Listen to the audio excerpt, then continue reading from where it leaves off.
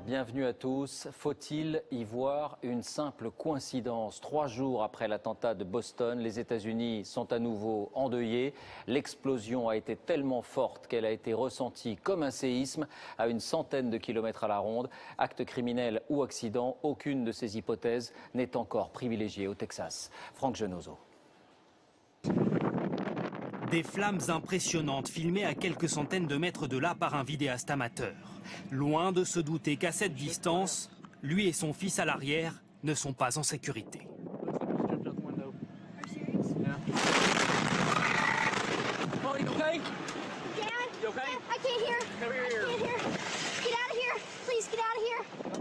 Un flash de lumière, suivi d'une boule de feu et d'une onde de choc qui secoue le véhicule. Voici la même explosion filmée sous un autre angle. Cette fois, le caméraman est projeté à terre. Très vite, les hélicoptères des chaînes de télévision américaines captent ces premières images de dévastation. Plusieurs bâtiments sont en feu. Dans la pénombre, on devine une série de logements soufflés par l'explosion. Au sol, les pompiers sont à l'œuvre au milieu des décombres. Ils cherchent notamment leurs collègues arrivés en premier sur les lieux, emportés par l'explosion. À quelques centaines de mètres de là, un stade est transformé en hôpital de campagne où sont dirigés les premiers blessés, souvent sévèrement brûlés. Le toit s'est effondré, le plafond m'est tombé dessus. J'ai réussi à me sortir de là et à demander de l'aide. On a senti une onde de choc énorme et tout de suite après, des débris ont commencé à tomber du ciel.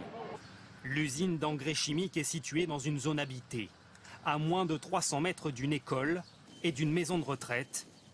Parmi les blessés, il y a beaucoup de personnes âgées. Je me suis mis à courir et j'ai vu la maison de retraite. Il y avait des gens ensevelis. Le bâtiment était complètement détruit. Certains étaient encore coincés dans leur chambre. On a dû les dégager des décombres. Les murs étaient percés, le plafond s'était affaissé. Il y avait une inondation, les fils électriques pendaient. On a essayé d'évacuer un maximum de personnes. Ces voitures écrasées témoignent de la violence de l'impact. Dans les maisons avoisinantes, les vitres ont été soufflées, les plafonds et les murs n'ont pas tenu le choc. Les pompiers ont eu bien du mal à s'approcher de la zone à cause des fumées toxiques. L'usine abritait notamment des cuves d'ammoniac. Il a fallu toute la nuit pour contenir l'incendie. Au petit matin, les secouristes ont pu se rendre compte de l'ampleur des dégâts.